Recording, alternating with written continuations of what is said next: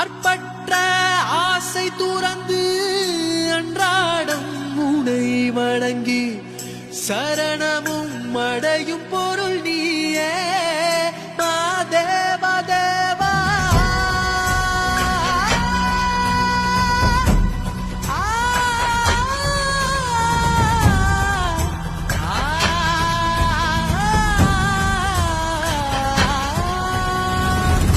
அற்பற்ற ஆசை துறந்து அன்றாடம் உனை வணங்கி சரணமும் அடையும் பொருள் நீயே மாதேவா தேவா.